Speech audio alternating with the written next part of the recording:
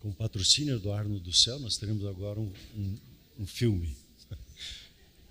Uma pequena ministração. Você pode liberar para nós desligar as luzes? Olá! Quando a gente pensa na mensagem central de Jesus, a primeira palavra que costuma vir à cabeça é a religião, né? Mas e se essa não for a história toda? Na verdade, se a gente olhar os textos originais, a estrutura que aparece é completamente diferente. É algo que se parece muito mais com um governo do que com rituais. Curioso, né? Vamos mergulhar nisso? Então, vamos começar com essa pergunta que é o centro de tudo.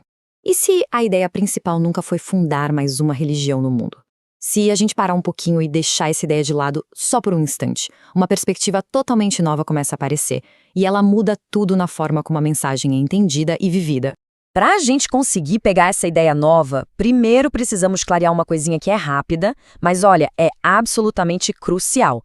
Os termos reino de Deus e reino dos céus, que a gente costuma usar como se fossem a mesma coisa, na verdade eles destacam aspectos diferentes de uma mesma realidade. Olha que interessante a clareza que isso traz. Pensa assim, reino de Deus fala de quem é o dono, o proprietário mesmo, que é Deus. Já reino dos céus descreve o território, sabe? A esfera de influência. Não é um lugar no mapa, mas sim um domínio espiritual. Então, é isso. Um fala do rei, o outro do domínio dele. São tipo dois lados da mesma moeda. E é exatamente aqui que a coisa começa a complicar nos dias de hoje. Pelas fontes que a gente analisa, o maior obstáculo para entender a mensagem original é justamente esse: tratar o reino de Deus como se fosse só mais uma religião. Vamos ver por que esses dois conceitos são, na verdade, radicalmente diferentes. Essa frase aqui, olha, ela resume a ideia principal de uma forma incrível. A proposta de que Jesus não veio trazer um novo conjunto de rituais ou cerimônias, mas sim a estrutura de uma nação, de um governo celestial operando aqui na Terra. É uma virada de chave, sabe? Muda completamente a forma de enxergar as coisas. E essa tabela deixa as diferenças bem claras. Olha só, de um lado, a religião, vista como o ser humano buscando a Deus. Do outro, o reino, que é a iniciativa de Deus vindo até nós. É o contrário. Na religião, falamos de membros. No reino, de cidadãos, com direitos legais. O objetivo? A religião geralmente prepara a pessoa para sair da terra. Já o reino capacita para trazer a cultura do céu para cá, para a terra. Uma opera com rituais, a outra com leis e princípios. Então, para resumir, o ponto mais importante é esse aqui. A religião muitas vezes é vendida como um plano de fuga, com foco em escapar deste mundo. Em contraste total, a estrutura do reino é um plano de domínio, feito para capacitar as pessoas a governarem suas vidas agora e influenciar o mundo à sua volta. Vê como a direção é totalmente oposta? Ok, se a gente está falando de um governo, ele precisa ter as peças de uma nação, certo? E a verdade é que quando a gente analisa essa estrutura, a gente encontra todos os elementos essenciais de um país de verdade, funcional. E a estrutura é super coerente, faz todo sentido. Tem um rei, que é a autoridade máxima, tem um território, sua área de governo, tem uma constituição que estabelece as leis. E, claro, tem a cidadania, um status legal e uma cultura, que são os valores desse governo. E a identidade do rei, bom, não tem como duvidar, né? Este versículo reforça a ideia de uma autoridade que é soberana, que é final. Num reino, a palavra do rei é a lei. Não tem votação, não tem debate, é assim e pronto. Isso nos leva a olhar para a Bíblia de um jeito completamente diferente. Dentro dessa lógica, ela para de ser vista só como um livro religioso e se torna a Constituição do Reino. Um documento legal mesmo, que detalha os direitos, os benefícios e também as responsabilidades de todo cidadão. E essa mudança de identidade, de ser um membro de uma religião para ser um cidadão de um reino, nossa, isso mexe com tudo na vida da gente. Não é só trocar uma palavra pela outra, é assumir uma posição totalmente nova. Dá uma olhada nessa comparação. Um membro religioso, o que ele faz? Segue regras, participa de rituais e muitas vezes se sente sem poder real sobre o que acontece na vida. Já um cidadão do reino, ele tem direitos garantidos por lei, exerce uma autoridade que foi delegada a ele e é capacitado para governar as circunstâncias da própria vida. É a diferença entre ser passivo e ser, de fato, ativo. E o mais legal é que a própria linguagem da Constituição confirma isso. Olha só a palavra usada aqui, concidadãos. Não é com membros, percebe? É com cidadãos. Isso firma um status legal, de que a pessoa pertence a uma nação celestial, mesmo vivendo aqui na Terra, que seria tipo uma colônia. Tá, essa teoria toda é incrível, mas e na prática? Como é que isso funciona no dia a dia? Vamos ver como essa mudança para uma mentalidade de reino pode impactar a vida de um jeito bem real. A porta de entrada para viver essa realidade é o que a gente conhece como arrependimento. Só que a palavra original em grego, metanoio, não tem a ver com se sentir culpado ou triste. Significa, na verdade, uma mudança completa de mentalidade. É tipo, abandonar a lógica religiosa e passar a pensar com a lógica de um cidadão do reino. É uma transformação na mente, não só no sentimento. E os resultados práticos dessa virada de chave na mente são gigantescos. A ansiedade sobre as coisas básicas da vida, ela é eliminada porque o rei é quem cuida dos seus cidadãos. O foco da vida fica muito mais simples, buscar o governo de Deus. O estresse dá lugar para confiança e a pessoa assume a identidade de quem governa as circunstâncias, agindo como um administrador dos recursos do reino e não como dono de tudo. E para fechar, tem essa promessa que é extremamente poderosa. O objetivo disso tudo não é algo só para depois que a vida aqui acabar. A meta é que os cidadãos reinem em vida. É uma estrutura toda pensada para dar poder e autoridade no aqui e agora. Então, depois de tudo isso, fica uma pergunta no ar para a gente pensar. A forma de viver de cada um se parece mais com a de um membro de uma organização, que segue rituais, ou com a de um cidadão de um governo, que age com direitos e autoridade? A resposta para isso, bom, ela pode mudar tudo. Glória a Deus. Ontem estava ministrando ali na Academia do Reino, no Batel, durante 6 horas sobre o tema. E quase não consegui terminar. E é muito rico o reino. No começo, alguns anos atrás, pensava, puxa, como é que eu vou falar tanto sobre o reino? E quanto mais eu procuro, mais eu acho, né, do entendimento sobre isso. Essa semana, na quarta-feira de madrugada, vou estar viajando para a Bolívia, vou estar ministrando lá treinamento para maturidade com o pessoal lá em dialeto. E sempre é um desafio falar em dialeto com as pessoas e ensinar a Bíblia. Eu acho um humor de Deus com a minha vida de me provocar e estender assim o coração para abençoar a vida deles. E é muito precioso. Então eu queria hoje falar com vocês sobre o reino de Deus e o reino dos céus. Como é que digo, o filme, essa narrativa, ela se encontra ali no meu YouTube, Arno do Céu. Bem fácil de guardar, né? Arno do Céu. Aí não tem, acho que eu vou ter que arranjar uma vinheta. Arno do Céu. E nós conversamos há um mês atrás sobre o rei. E o reino de Deus não se entende se você não entende que Deus é rei, né? E as nossas músicas cantam muito isso, e às vezes fica mais algo romântico, mas não, ele é rei e ele governa. E hoje eu queria falar com vocês sobre o termo um reino. O que é o rei? O reino de Deus tem isso, né? Tem o rei, tem o reino, tem a família real. E para que isso, como tenho estressado esse entendimento, né, falado sobre isso, a importância da mentalidade, de deixar de pensar como o ser humano normal pensa e pensar como Deus pensa. Se você perguntar para Jesus o que significa pensar como um ser humano, ele deu essa resposta ali quando ele teve o confronto com Pedro. E ele nos desafia a pensar como Deus pensa. Então, queria trabalhar um pouquinho esse processo.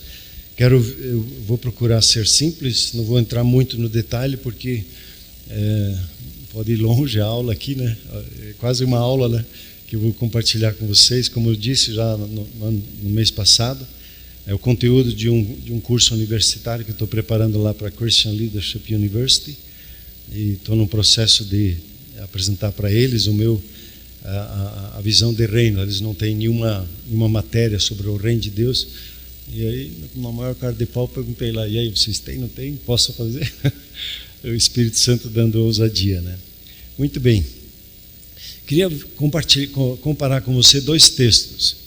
Em Mateus, antes do Sermão da Montanha, e quando Jesus começa a pregar, diz assim: daí por diante passou Jesus a pregar, a dizer: arrependei-vos, porque está próximo o reino dos céus.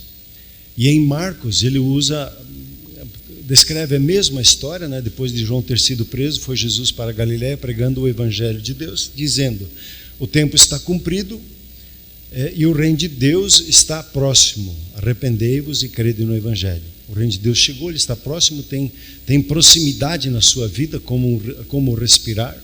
Então o reino de Deus hoje ele está manifesto entre nós e é uma questão de inclinação de você se dar a ele. Mas tem essas duas expressões.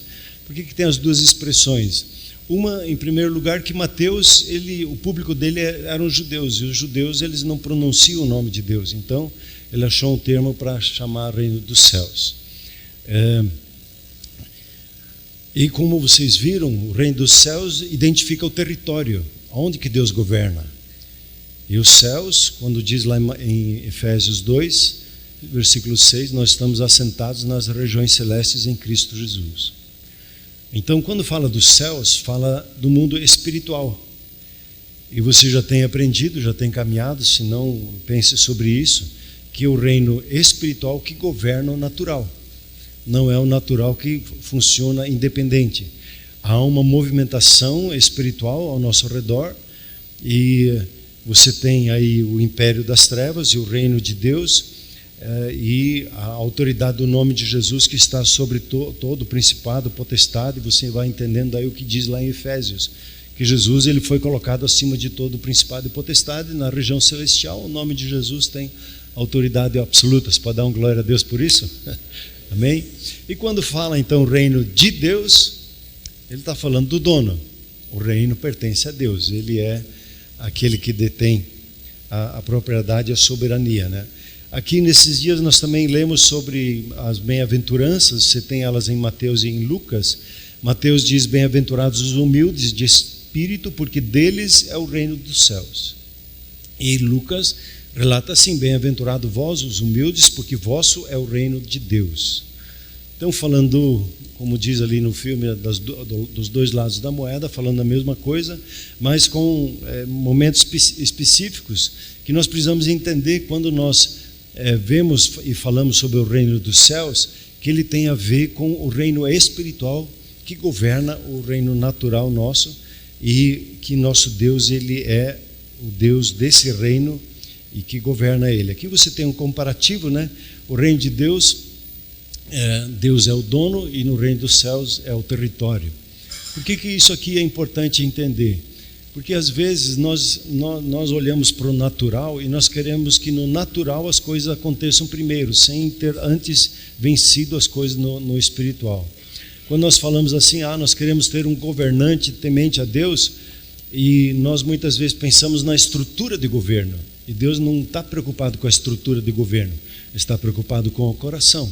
Porque se ele tem o coração do governante, aí ele pode governar independente da estrutura que está sendo conduzida numa nação, independente da cultura de cada nação. Então Deus, quando Ele olha, Ele está focado no coração.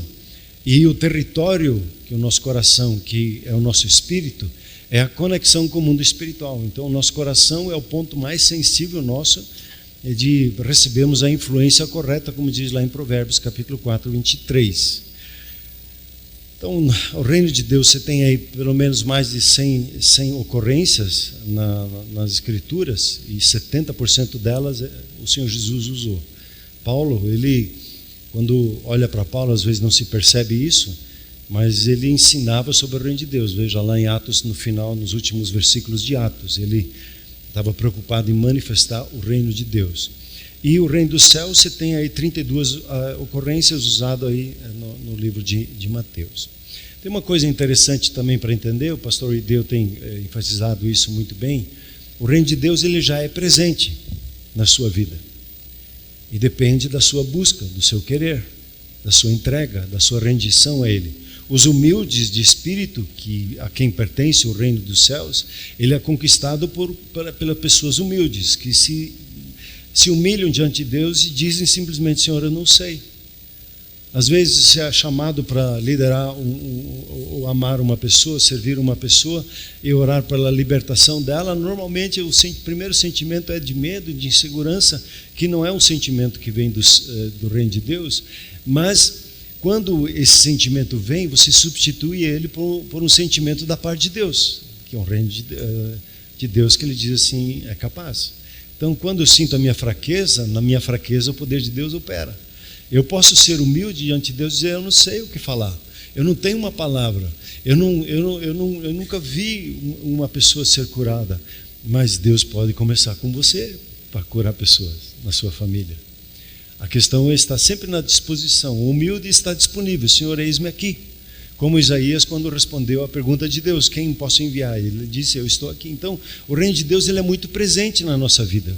Toda vez que você reconhece a Jesus como o Senhor de uma situação, Ele manifesta ali e te traz a salvação. É só confessar Jesus como Senhor, crer no coração que não há nada impossível, como ressuscitou dentre os mortos, e você obterá a solução, o que é necessário. Então o reino de Deus é muito presente, assim como estava presente na vida de Jesus, está presente na sua vida. Você pode dar uma glória a Deus por isso? Amém? Porém, às vezes a gente fica querendo já ter Ele completo.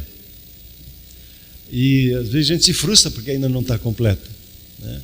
E está reservado para um tempo específico na volta de Jesus sobre a face da terra, que ele vai manifestar então em plenitude o reino de Deus. E Paulo ele agoniza num determinado ponto, diz, quem vai me ajudar dessa dificuldade que eu estou passando? Eu já quero ter o meu corpo transformado, né? Eu lutava com a sua visão, o desejo, né, de ver o reino de Deus em sua plenitude, e para lá esse é o nosso destino, é experimentar o reino de Deus em toda a sua plenitude, como Deus tem preparado para nós. Existe nesse processo, a nossa grande luta sempre vai estar com a religião.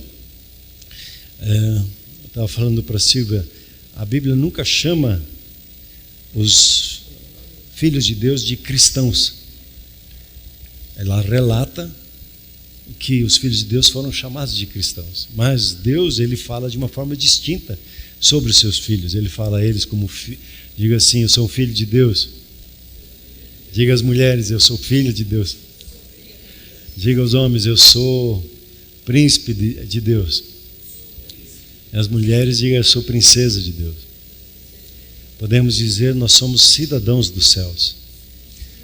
Deus olha diferente para nós. Ele olha como filhos. O reino de Deus não é um reino de súditos, de escravos, mas é um reino de filhos. E Ele também nos chama de filhos da luz. E Ele fala dos filhos da ira.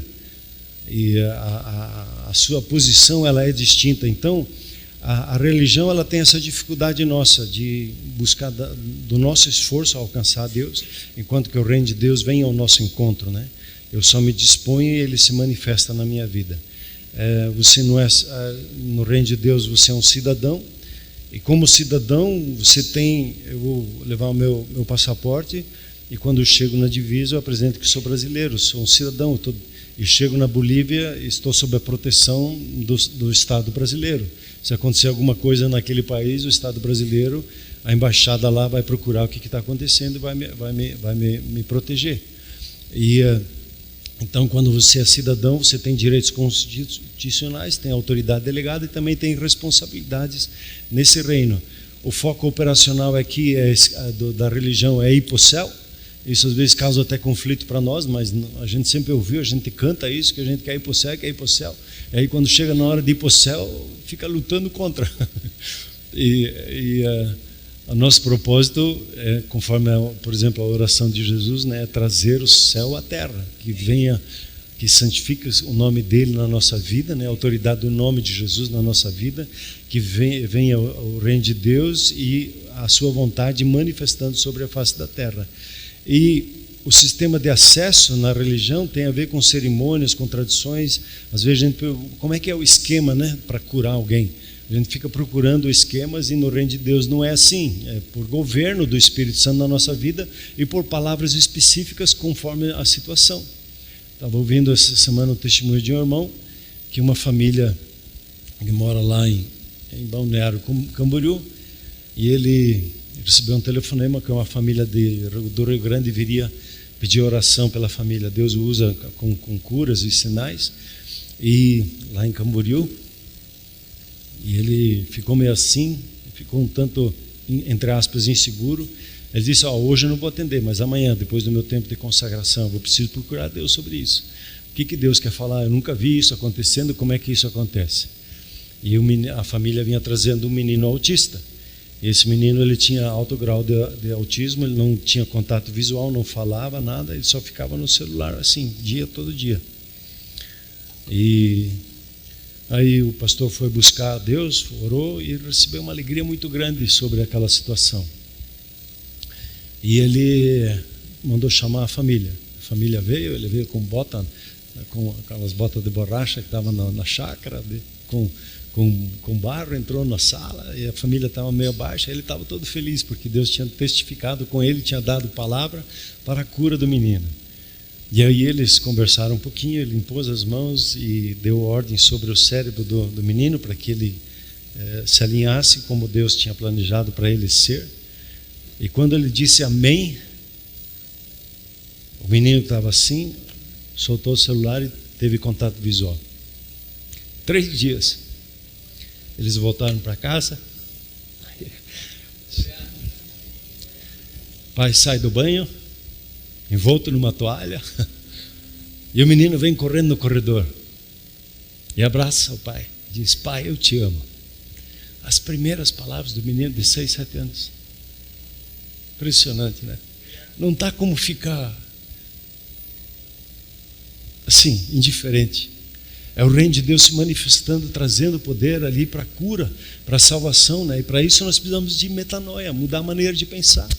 A gente é cheio de pensar em limite de tempo, em limite de dinheiro, em limite de habilidades, mas o reino de Deus é um mundo de possibilidades. Deus pensa em termos de possibilidades, né? É por isso que tudo, ao que tem fé, todas as coisas são possíveis. Aqui você tem uma imagem centralizando a Deus como Rei, como Senhor. E essa declaração ela é tão forte sobre as nossas vidas. Quando nós enfrentamos alguma coisa, o primeiro nós temos que ir no ponto central. Jesus é o Senhor da situação. Quando temos algo para resolver, uma resposta para obter da parte de Deus, declarar que Jesus é Senhor sobre a situação. Porque se não fizermos isso, o que acontece? O nosso coração se apega àquilo que nós pedimos, se apega às vezes à pessoa, se apega às vezes à nossa necessidade, e aquilo se torna um ídolo no nosso coração, e aí já entra o bloqueio. Quando primeiro entrego e ofereço a Deus em sacrifício o que eu preciso, eu reconheço que Ele é Senhor sobre aquela situação. E às vezes leva tempo em oração o quê? Esse processo de entrega, de reconhecer que Jesus é o Senhor daquela situação e que não há impossibilidades, que é possível as coisas acontecerem. Eu vou firmando. E junto, quando você entra no reino de Deus, você tem os documentos legais, que é a Bíblia como Constituição, né? Você tem as leis, que são os princípios que regem o reino de Deus, e você tem o escopo de atuação. O nosso território está na terra e nós representamos o reino de Deus sobre a face da terra. Então, quando você fala e você governa pelo que você fala, nós vamos ver isso mais adiante, as coisas que você fala têm muito poder, e por isso que é preciso cuidar do que nós falamos. O nosso falar começa a manifestar o reino de Deus sobre a face da terra. E tem os direitos do indivíduo, de cidadania. Você tem acesso ao bem comum, à riqueza da parte de Deus. No reino de Deus, como eu já falei na vez passada, Deus não pregava sobre dinheiro, nem sobre a cura, nem sobre libertação. Ele pregava sobre o reino. Quando você tem o reino, você tem todas as coisas. No reino de Deus, nós podemos ver isso também num tempo mais futuro, você vai entender algumas escrituras. Na riqueza, a questão é maturidade para ter acesso. Assim como teu filho não tem acesso a algumas chaves ainda, a chave do seu carro, um dia que você vai entregar, sempre é uma dor, né, para o pai entregar a chave. Porque ele está dando direito, está dando autoridade para aquele filho usar. Mas por quê? Porque ele teve autoridade, foi treinado, está capacitado para usar aquele bem para o bem dele e de todas as pessoas ao seu redor. Então, a cidadania, os direitos do indivíduo estão ligados com a chave. E aí Deus, ele tem uma característica, né, no Provérbio 29 diz assim, que Deus gosta de esconder as coisas. E a beleza para nós como reis da terra é que a gente descubra os segredos de Deus. Em tudo tem um segredo. O mais simples, que a maioria de nós já conhece, que já tem experiência nisso, É como uma vida é gerada, como um filho é gerado.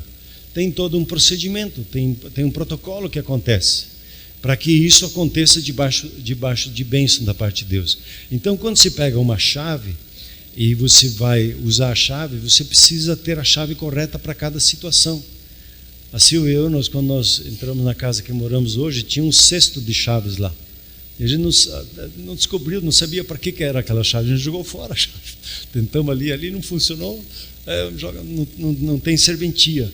Não adianta você ter todo o conhecimento das Escrituras e não saber usar a chave, não saber usar o momento certo para que cada uma das coisas funciona.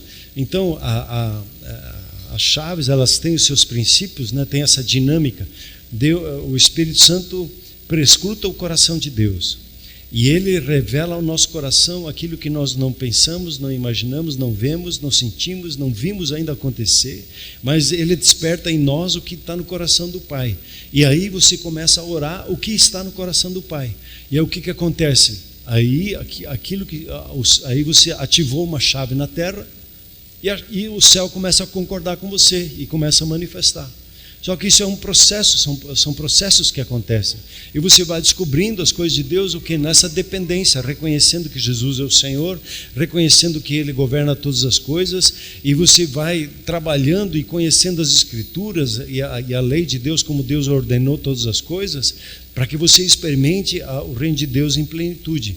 Não tem como, vamos ver isso um pouquinho mais adiante, você ter essa experiência sem a ajuda do Espírito Santo, né? Por isso que Jesus ele se preocupou em morrer, ressuscitar dentre os mortos e pedir para o Pai que enviasse a promessa do Espírito Santo para que essas coisas começassem a fazer sentido e a metanoia na nossa vida acontecesse.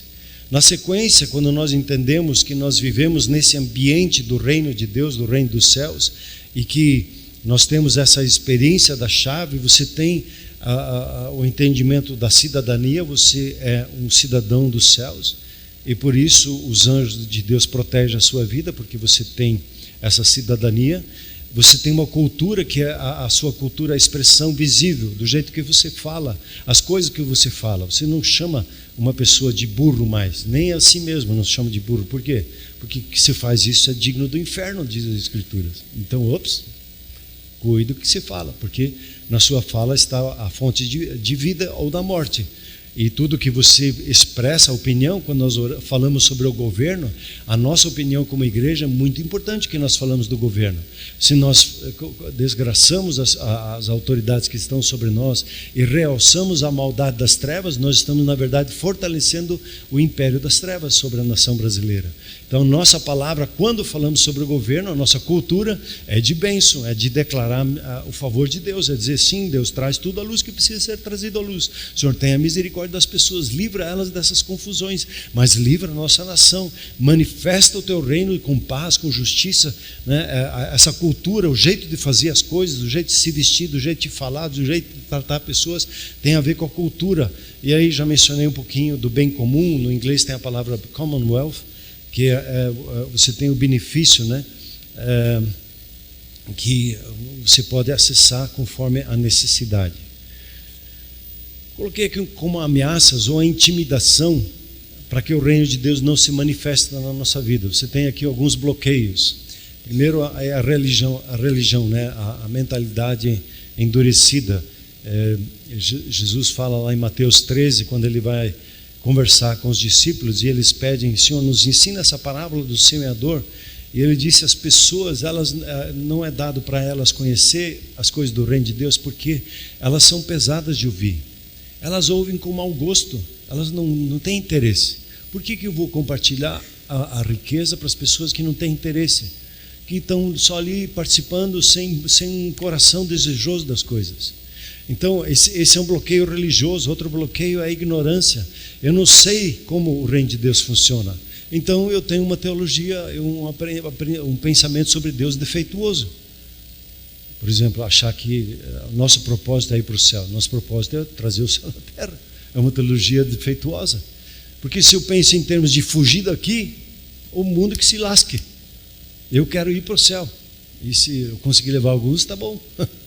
Mas a mentalidade de manifestar o reino de Deus, trazer a paz, a segurança na vida das pessoas, né? Você tem o materialismo também ali na parábola do semeador, a ansiedade terrena, os medos, as inseguranças, a riqueza, ela exerce um domínio e ela afoga a palavra de Deus na nossa vida.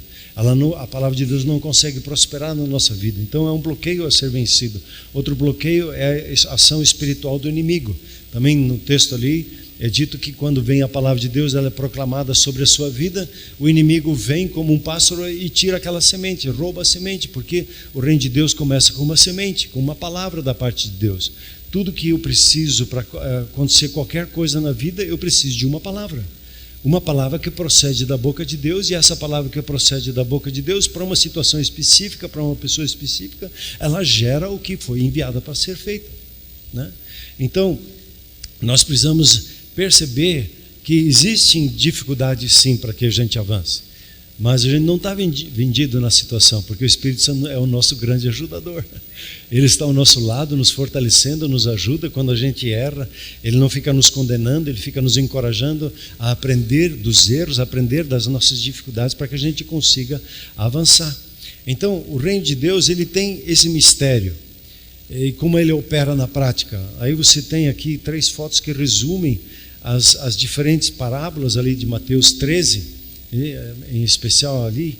A primeira, o crescimento e influência. Como é que o reino de Deus funciona na nossa vida? Sempre com uma semente. Então ele começa como que do nada, como um sentimento, um pensamento, uma visão que você recebe, uma palavra profética que é proferida sobre a sua vida, é como um grão de mostarda, é como daí o fermento que vai fermentando todo, e o semeador que vai semeando a palavra. Então quando a palavra de Deus, como numa manhã como essa, no meio dos louvores, no meio das orações, Deus dá uma palavra específica para você, não despreze, porque o reino de Deus está nos pequenos começos. Não nos grandes, no reino de Deus sempre começa do pequeno para o grande. Eu preciso entender essa dinâmica e valorizar as palavras, anotar as palavras, escrevê-las em cartões, memorizá-las e orar sobre elas. Aí Deus, se tem o rema, você recebe uma visão, você medita sobre isso, você começa a falar sobre isso, e aí você tem a experiência da ação, do romper, da manifestação do reino de Deus. Aí o valor supremo do reino de Deus, ele é tão valioso, que nada nesse mundo é comparado a isso. Então ele tem 2 parábolas que ele cita lá, o tesouro escondido e a pérola de grande valor. Tudo nessa vida não faz sentido. O que adianta, como Jesus disse, você ganhar $1 milhão e perder a tua alma? Que adianta tudo estar certinho na vida e ser usado com sinais, prodígios, maravilhas, mas Jesus não é o Senhor, não está fazendo o que Jesus pediu para fazer. Então o valor supremo, acima de tudo e todos, o reconhecimento do reino de Deus, né? Eu invisto tudo para que conheça o reino de Deus, como ele é e como ele funciona, porque ali tem um tesouro escondido inimaginável, né? Faz com que toda a vida funcione. E o juízo final, quando ele cita aqui a parábola do joio e a parábola da rede de arrasto, de certa forma, como Jesus disse, ele venceu o diabo na cruz, e ele está sentado no trono de Deus, esperando que os seus inimigos sejam colocados debaixo dos seus pés, como diz lá em 1 Coríntios 15. Há um processo em que o império das trevas e o reino de Deus está agindo, e Deus diz: tenha paciência, vamos trabalhando e vamos preparar a grande colheita, porque na grande colheita vai haver a separação, quem é e quem não é. Então há um processo de entender que nós vamos prestar contas com tudo que nós temos, e a influência maligna, ela vai ser aniquilada, ela vai ser destruída. Enquanto isso, nós trabalhamos e cuidamos. Um homem, um filho, uma mulher de Deus nesse mundo é como seria o oficial de justiça. Tem o decreto do rei, e você chega na vida de uma pessoa que está oprimida pelo diabo, o que você faz? Você executa e liberta aquela pessoa. Por quê? Porque você tem respaldo jurídico para libertar aquela pessoa, você tem autoridade para isso. E essa autoridade está no nome de Jesus que você carrega na mensagem, no reino de Deus que você carrega. Então, você tem esta experiência. O nosso grande desafio é sair do emaranhado de uma mentalidade religiosa e entrar numa mentalidade do reino de Deus. Quer dizer, alinhar a nossa maneira de pensar, alinhar as nossas emoções ao jeito. Isso leva tempo. E aqui, de novo, a ênfase. Eu preciso de discipulado. Eu preciso que pessoas sentem comigo, me ajude a alinhar o meu pensamento, o meu sentimento. Eu preciso que alguém ore por mim pela cura, porque às vezes eu estou tão cirandado pelas trevas que eu não percebo e eu fico lá me debatendo. Eu preciso de uma oração de libertação. Eu preciso que o meu irmão venha com uma palavra de encorajamento na minha vida. O processo da caminhada de discipulado está na beleza da transformação de mentalidade. Começa sim com amizade, aí você vai chegar um pouquinho mais perto, você abre o coração. Toda vez que você abre o coração, como disse uma vez o pastor Luiz Magalhães da CCC, numa ministração que ele deu com os líderes, corações abertos têm céus abertos. Quando o teu coração se abre para Deus, o céu está aberto. Agora, quando o teu coração é orgulhoso, Deus resiste, Ele não aceita. Quando você quer esconder as coisas, a libertação, mesmo que já está paga, mesmo que já está favorecida, já está a seu favor, ela não acontece. Por quê? Porque o meu coração, eu tenho medo de falar de algumas coisas. Eu não quero abrir o meu coração. E o inimigo, ele fica dizendo, não diga, porque vão fazer fofoca. Não fala, não abra o coração, porque o que o cara vai fazer com isso? E você fica escondendo, lutando. E no discipulado, quando tem um ambiente seguro, você pode abrir o coração e, como nós ouvimos esses dias lá de Tiago, confessar os vossos pecados uns aos outros para que nós sejamos curados. Então, tem um foco, tem uma identidade, tem a sua posição como filho, que a mentalidade ela precisa ser trabalhada. E aí entra em nossas vidas um estilo diferente de pensamento, né? A mudança de mentalidade vai trabalhar basicamente essas três áreas. A mordomia. E aqui no sistema capitalista, como nós vivemos, no sistema democrático, nós aprendemos desde criança, isso é meu, né? A criança pega um brinquedo, não, isso é meu. Ninguém vai brincar com o meu brinquedo. E no reino de Deus não existe isso. Nada é nosso. Tudo é dele. A nossa vida não nos pertence. Eu não posso fazer da minha vida o que eu quero. Porque eu fui comprado no sangue do Cordeiro. A minha vida pertence para Ele. Amém ou não? Não está convencido? Teu amém está comigo ou não?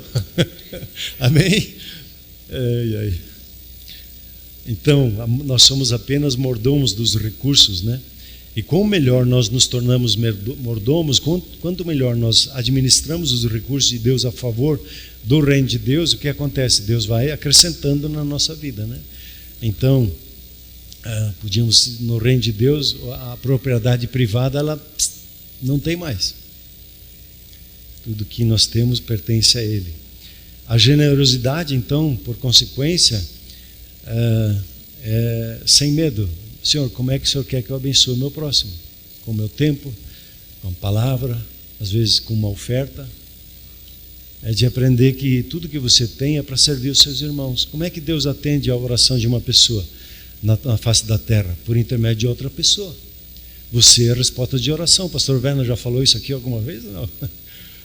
Você é a resposta de oração para alguém. Às vezes você tem R$1.000 lá, você acha que é para fazer uma viagem, e Deus está esperando você perguntar para Ele para quem que esse dinheiro é para ir. Para quem que vai o Pix.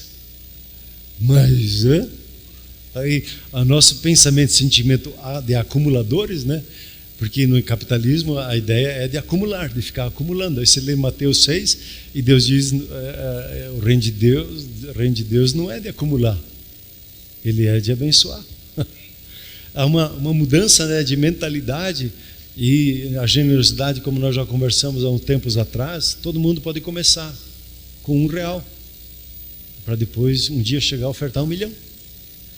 Tem 2 colegas pastores, eles se propuseram no coração, um dia a nossa igreja vai ofertar R$1 milhão para fora, para outros. Eles começaram com 100. E há uns 2 anos atrás ele disse, nós conseguimos. Esse último ano nós ofertamos mais de R$1 milhão para outras pessoas. Fora do nosso interesse. A mente de Deus é generosa, é a favor dos outros. E aí o que faz? a Deus vai abençoando mais, porque Deus percebe que Ele pode confiar os seus recursos para que pessoas sejam abençoadas. E aí você entra no acesso a recursos ilimitados, né? Como embaixador do reino de Deus, Deus vai podendo confiar na sua vida as coisas, aquilo que Ele quer fazer. Para que isso seja possível, o Espírito Santo precisava vir. Porque nós não conseguimos por nossa força viver o reino de Deus. O pensamento dele, o sentimento dele, a visão dele, o caminho dele é muito superior ao nosso. A nossa mente não acompanha isso. Se não é o Espírito Santo vindo sobre nós, nos convencendo, e a morte na cruz, eu já tenho falado sobre isso, né? E a sua ressurreição, Jesus não via a hora dos seus discípulos serem batizados no Espírito Santo. Tanto que quando ele encontrou eles ali em João 20, né? Ele recebe o Espírito Santo. Antes do Pentecostes. Ele diz, fica lá que daí vem o poder sobre a vida de vocês.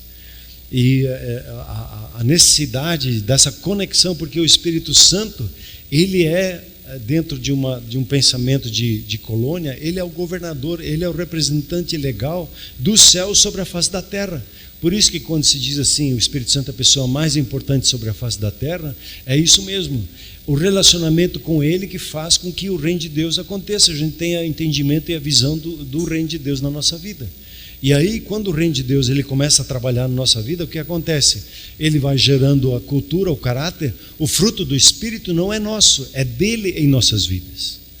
Quando você tem o poder e as habilidades dos dons espirituais, os dons são dele. E ele manifesta na sua vida conforme a necessidade que se apresenta.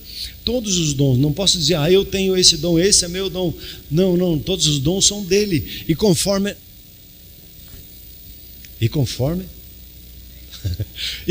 a necessidade, você serve as pessoas. E quanto melhor você serve com seus dons as pessoas, mais experiências, mais graça você vai ter de abençoar a vida das pessoas. Por isso, a igreja ela é treinada no serviço.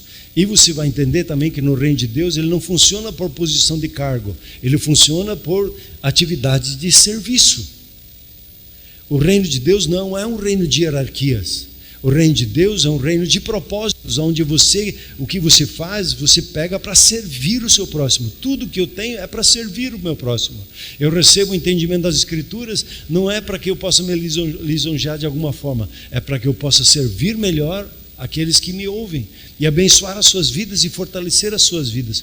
Tudo que você tem não é seu, é para servir os outros com aquilo que você tem. Então, o Espírito Santo, ele vai nos convencendo do que é justo, né? E isso é justo, que aquilo que você tem seja dado para serviço dos outros.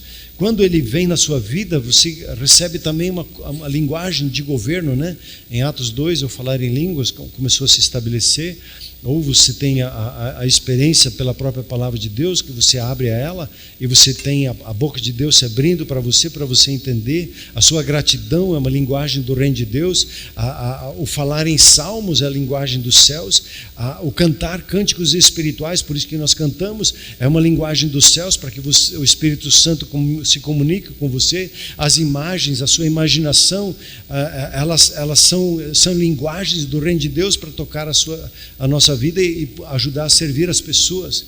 E aí nós entendemos que quando nós nos alinhamos, o Espírito Santo vem nos guiando. Ele é nosso guia.